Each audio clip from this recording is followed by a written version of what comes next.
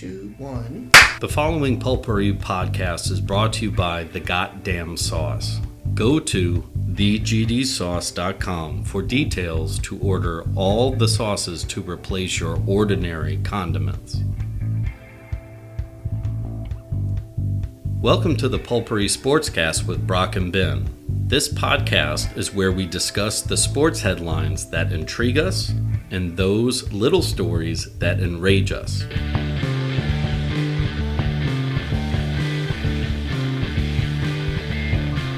Welcome back. Have you heard about them New York Rangers? They were on a hot streak. We're going to start with the good. Then we'll get to the bad, and then we'll get to the ugly. Yeah. And we talked about it before, that the Rangers were going to go through the gauntlet over Thanksgiving because of Dave Matthews. Thank you, Mr. Matthews. My little baby.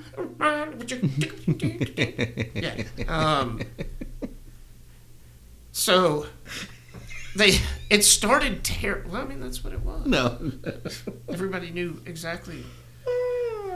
So it started terribly, where we went to Dallas and lost. But, that's to be expected. You're on a 5-game win streak. Not a big deal. Yeah. But then to rattle off 3 wins in a row at the Penguins, at the Flyers, and then home against the Bruins. Yeah, that's impressive. I was not expecting any of that, let alone beating the Bruins 7-4. But it was such a bizarre stretch because it was like they'd have like 3 games in a row and then 5 days off. That's what I'm saying. So they had 5 days off. I can't see because Bleacher Report sucks dicks. But yeah, they had 5 days off between Columbus's win and us playing the Devils.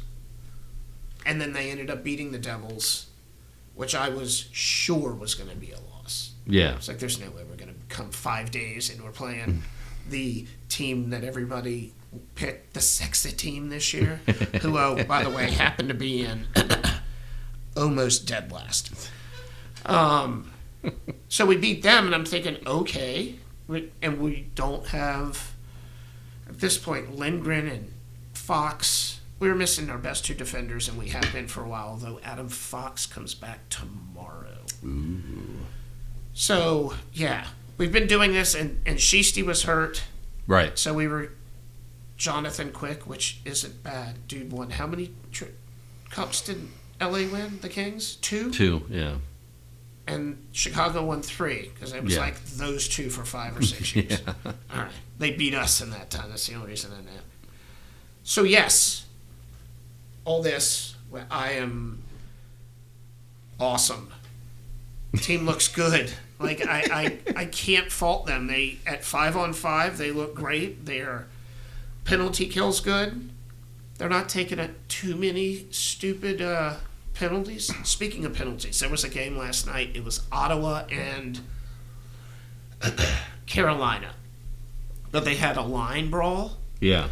And when the official announced the penalties, he was like, 2 minutes for this guy for initiating and 2 minutes for this guy, and they each got a 5-minute whatever for fighting. And then he said, everybody else on the ice, 10 minutes, misconduct for fighting.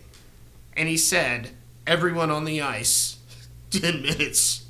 It was awesome. So they just took a 10-minute break? I don't know how that worked. Did they all go sit in the fucking, I don't know.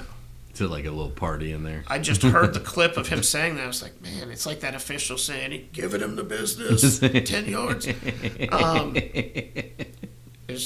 But they're not taking stupid penalties. The goaltending is bailing them out when they need to. Yeah. I like it. And I know, again, we're What's 20 games. What's their power play percentage? I'd have to look. I know we were in the top 6 in both power play and penalty kill. Well, that should mean that you're over 20% then, right? New York, yes. Yeah. So that's good. I mean, that means if you got that and you're strong on your 5-on-5, then that's 5-on-5, man. Last year we were good on the power play. We're good on the penalty kill. At 5-on-5, we were not good enough. Yeah. And we basically have the same team. Again, we're missing people here or there, but we have a new coach, and yeah, he just seems, he's like gallant, where he's just like cool, calm, but when the time is right, he's John Tortorella. Yeah, I was gonna say, like, in front of the cameras, he's fine, but like from the bench, he loses his mind. Yeah. And which is fine, but it starts out with just like calling an official over, just like, let me talk to you. And then he turns Brian Kelly red. Yeah, exactly. Fuck Brian Kelly, by the way. God damn it. Yeah, it's so difficult because like I want to hate Laviolette. Yep. Because I mean he kind of imploded the Predators, but that's also more of a front office kind of thing. Yep. But I mean he came in and within 2 years he had the Predators in the Stanley Cup Finals. Like they took the Flyers to the finals. Yeah. The Flyers. Wait, he took the Hurricanes. Won it with the Hurricanes, right? Yeah. Yeah, because with the Flyers, they got beat by Chicago during that same 6-year fucking stretch. And with the Preds, the NHL beat them by allowing Sidney Crosby to do whatever the fuck he wanted to. Sit on PK Subban without a penalty. But no, we're going to call back every single goal that you score in game 1 and 2. Yeah. Oh, that's right. It was like... There were like 3 goals. And it was at least interference on all of them. Yeah. Even though nobody was in the crease. Exactly. Like there might have been some rubbing. Thank you for reminding me of that. Oh, I will. Yeah. Shall we go over this Saints pass interference? We're going to do that next. So at any rate, I can't wait. I keep saying this for them to break my heart, but the ride is the fun part. Well, so like where this is different than I think in other Laviolette tenures is that he's coming into a team. Gallant had them set up really well. Yep. And he only had to come in and fix one thing, the 5-on-5. Yeah. And that's a little bit more structure. And get this. Are you listening, Saints? Make adjustments in the middle of the game. Like he does that and it works. Yeah. You can see it. Yeah, I mean, like, you don't always have to run the kid line out there. You can mix and match those lines. Yeah. Yeah. He knows when to sit back. He knows when to push them forward. Like, he's got a 1-3-1 now where they kind of clog up the middle of the ice. It's 20 games in. I'm going to stop talking. So, the New Orleans Saints, I think I was just putting them off as long as humanly possible. Yeah. Because Derek Carr is fucking garbage. Wait, he's garbage inside the 20. Like, he's as long as it's not in the red zone. Well, that's why he's brilliant. He pads his stats, which is why he got a $150 million contract out of us. I still think he has pictures of Mickey Loomis somewhere. No. It's that, honestly speaking, because at least on the offensive side, clearly, like, there's just shit breaking down. I mean, we got guys getting arrested, jumping on the IR. I don't know what they call it. Doesn't matter. Now Olave's brain is scrambled. Yeah. Apparently, I didn't know this, but he's had his brain scrambled a lot in the past 2 years. Yeah, because it's like, as you were pointing out, is that, what was it you were saying? Pete Carmichael had him confused with Mike Thomas. Yes. So he had him running slants. In the yeah. Yeah. It's so, and with somebody like Carr, he's not going to put it in an area. He's going to just throw it to you, and then you're going to get smacked. Was it? What's the other running back? Rashid. Is it? Yeah. You know what I'm talking about. Yeah. He basically hurt him because he threw the ball behind him. Yeah. And his fucking knee exploded because he was trying to get back to it. If he throws that ball in front of that guy, that's a touchdown all day, every fucking day. Well, and I still, and I think what we're seeing progress through this week, because CBS Sports had an interesting little bit of where, like, Dennis Allen seems to be really worried, and not from like that standpoint of like, hey, our guys aren't playing up to expectation of like. No, it sounds like his, he thinks his job as it should be. And the thing is that nobody can deny him as being a good defensive coordinator. He could stay and be my defensive coordinator all day long. I don't give a shit. I don't know with the personalities on this. Like, you almost need a Bill Parcells. I mean, and that's what you need. That's what our old boy was. I mean, he was a Parcells disciple who can come in and say, "Sit the fuck down, shut the fuck up," and they go, "Yeah, okay." But also dance. Yeah. In the locker room after a big win. Yeah. Like, that's the guy we have. Dennis Allen's like what do the kids say, an NPC now, non-playable character? Like, that's what he is. Like who somehow... Yeah, he's the dude in Madden, like, right. Just being like, come here! Like, he's not right. He said, and then Pete Carmichael is... There was a graph going around about... how aggressive or non-aggressive play calling is. Yeah. And the Saints were as far as you... And nobody was even close. Yeah. For just... Well, again, like... that's soft. That's playing for your job and not playing to win. Not even at this point, it shouldn't be Mickey Loomis. It should be Gail Benson coming out and going, if you don't win, you're all fired. And then, guess what? They're going to start winning, because then...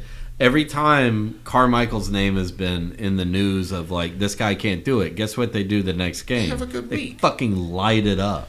So this weekend will be telling, because they play Detroit. Detroit's the second place team in the NFC. Yeah. They're legit. Yeah, but they lost. They're coming out of their century-long rebuild. Right. They're also playing on a long week because they played Thanksgiving. They lost, so they're going to stew over that, and they get an extra 4 days. Yeah. Yeah, so it'll be interesting. And it's the Saints. It's our first home game in, like, a month. Yeah.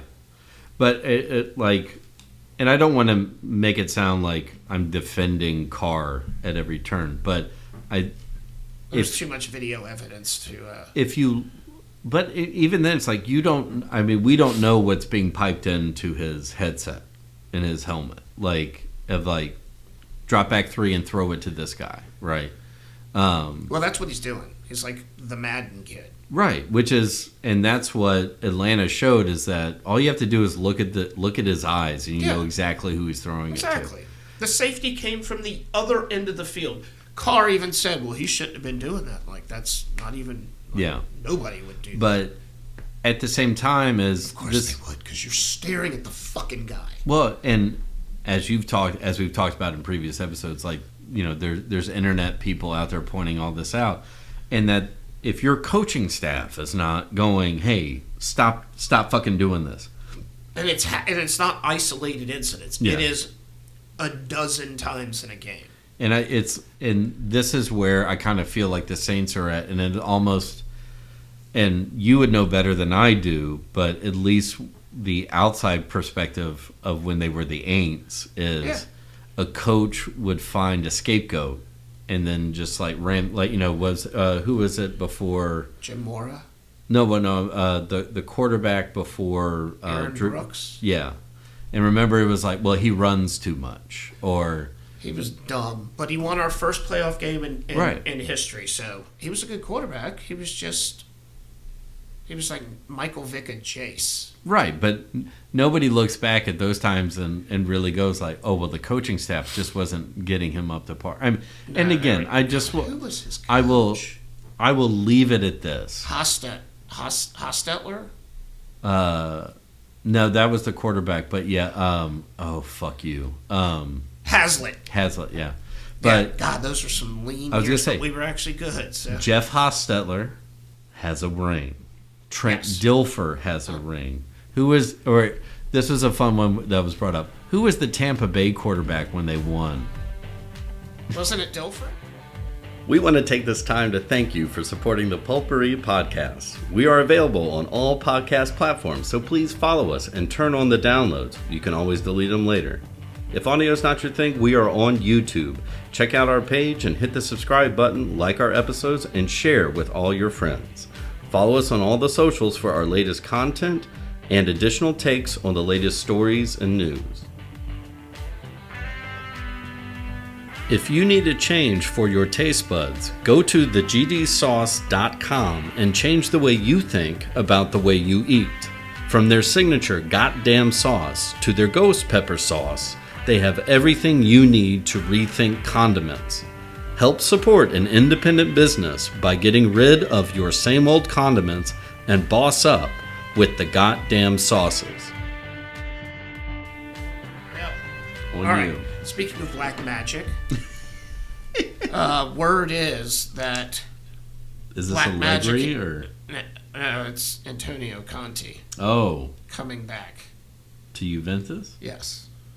The word is Allegri doesn't want to go after this year, and Conte is just waiting. Well, I thought After they were having- moving Allegri up, like to Well, that's what I'm president of saying. So, operations. At any rate, I don't think Allegri, even if he wins the Scudetto, I don't think he's staying. Just because certain people don't want to play for him. I mean, yeah, Everybody kind of wants to play for Conte if you could just deal with his... craziness Yeah. But here's the thing. or his je ne sais quoi. Here's the thing. All right? His moxie. Yeah, his pizzazz. He's grown since his last time at Juventus. Because, he played for Juventus. He's a Yeah. fucking...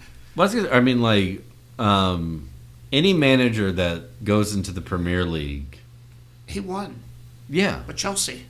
yeah, but and then went back to Italy and won with Inter. but then got like 86th. Yeah. That's for whatever reason, that's a humbling experience for many. I mean, like even like Gunnar is now more. He's now like a guru. He also yeah, exactly. He managed the national team too Yeah, at the Euros once, and he drug a really, really bad Italian team to the quarterfinals, maybe the quarterfinals. We had no business getting out of the group stage with that team, but he did it because that's what he does. He drugged Tottenham along. yeah. Until they got sick of his thing, but that's just Tottenham being Tottenham. So at any rate, I think I'm here for a Conte and his hair plugs reunion at Juventus. Now, so here's my question: how many reunions is it going to take before you all are like, no? This will probably be the last one. We're stubborn. Except for if Zidane wants to come back. Correct. But he hasn't managed us before, so No. I'll take him. Speaking of I Italian, meant former players, like Zidane. yeah. Yeah. Pirlo, once he does his walkabout and learns the ropes. Ooh, that would be good. Yeah. Yeah, I mean, we gave him his first gig, right? Yeah. He won the Italian Cup. He won a trophy with us. And now he's plying his trade, learning. He'll come back a guru like Conte. Yeah. Wow, that would be great. So we had the Derby d'Italia Sunday. Again, after the international break, when we were starting kids. There's no other way to put it. Yeah. Rabiot started, and McKinney played. But that was it. The rest of them were kids. It's okay. We got a 1-1 draw out of it. At home, which sucks. We could have gone to first place, but I'm okay. We still haven't lost in 7 matches now. It's hard to keep track because the international break, Yeah. plural, but I think we're done until March, I believe. Finally. Yeah. So now we're just going to put these guys through the meat grinder. Yeah. It's Christmas, right? Mhm. December? Yes, indeed. We are talking matches. And that's another thing. Juventus don't have to play 6 matches a week No, yeah. like the teams of the Champions League. So, but great. I like where we're going. I like where we're headed. If we can get some injuries under control. Let's see. I wanted to see 1, 2, 3, 4, 5, 6, 7, 8 matches we haven't lost. We've only drawn Jesus. 2 in that time. That's good. So 6-0-2. Well, I mean, that's just until you get deducted points. So. Well, I was going to head there, except I was going to talk about Everton and how they got deducted points. Right. For something that every major team does. Basically the same thing we did. But Man City has been under investigation for like almost as many counts as a former president of the United States. Right, but it keeps getting squashed when they get it to arbitration. They just keep punting and punting and punting. Sounds familiar. Yeah, so now the world is like it happened to Juventus, now it's happened to Everton. Okay, everybody's like, and when does this happen to PSG and Man City? Yeah. Or even Chelsea, who signed... Or how about the other team in Liverpool? Although, I mean, I'm not have pumped the brakes the past couple of years. Right, yeah. Yeah, they cut down the spending a lot. Right, they just went and plucked a couple of guys, like they lost this guy, so they're going to bring him in. Yeah. Some type of thing. They don't do what Man City does, who just want to treble, and they're like, we're going to go out and spend $400 billion again. And, you know, the Premier League go, look at Everton. Look at those guys. Well, I think they want Everton out for a bit. Well, they should have done that last year and kept Leeds up. Yeah, or, you know, but I think even like Leeds falls. This is a beautiful transition. Yeah, no, by the way. I was working that way. Look at that. It's almost I like don't know we've been what I'm doing this for right, like 3 years. Sometimes.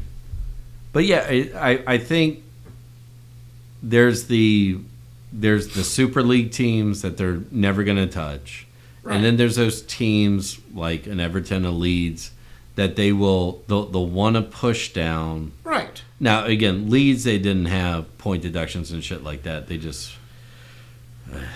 yeah. Right. No.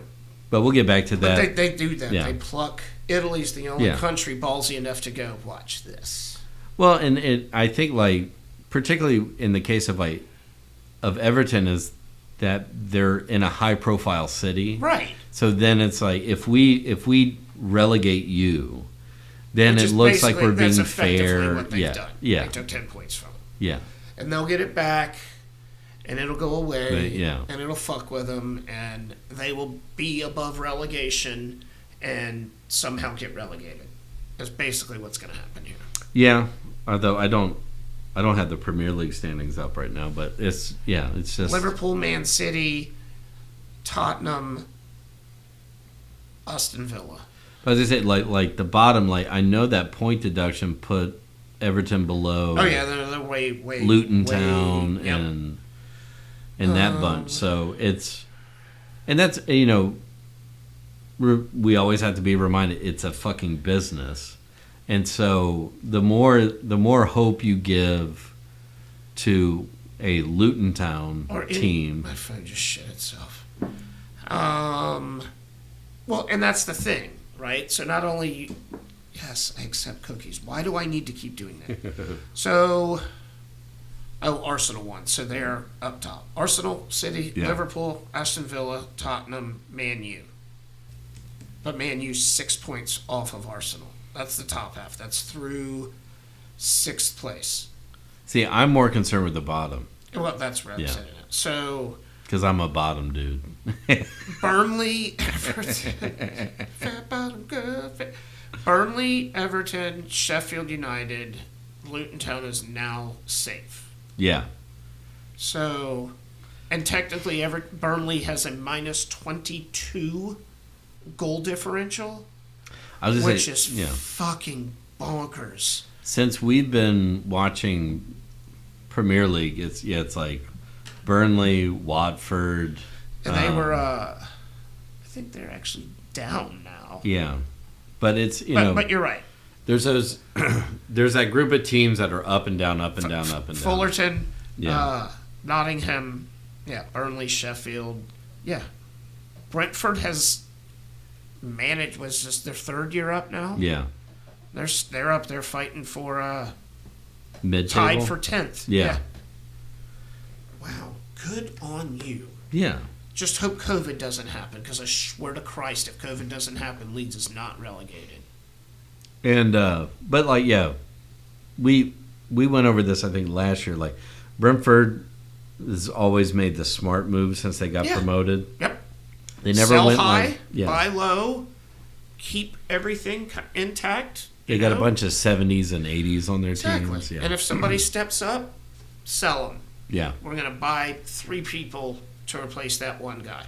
The Billy Bean model. Did they let Erickson go for free? I think he. I do not know. Yeah, he was on a 1 year. I think since he died, he was getting 1 year contracts.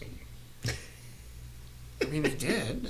No. I was saying that at some point over the holiday weekend, like telling somebody about the Euros is this summer, and they're like, whatever. Like last Euros, a dude died. A dude died on the pitch, and Italy beat England. Oh, we were talking about Taylor Twellman, and I was like, when Twellman was like, "No, put the camera back on." Like, no, fuck.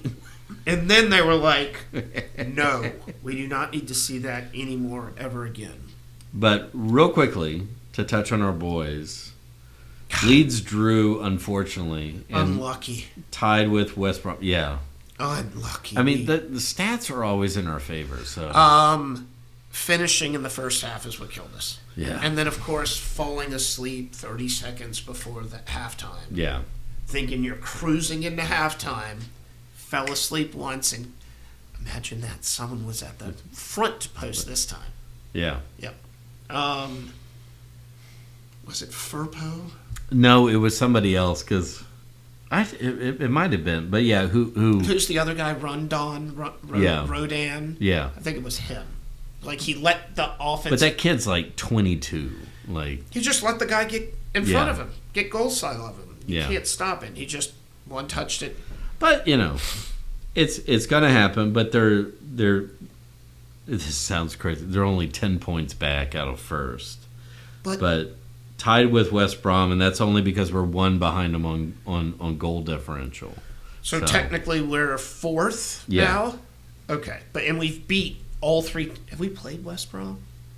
Yeah. Did we beat them? No, I think we lost. Okay, so we beat 2 of the 3 teams in front of us. Yeah.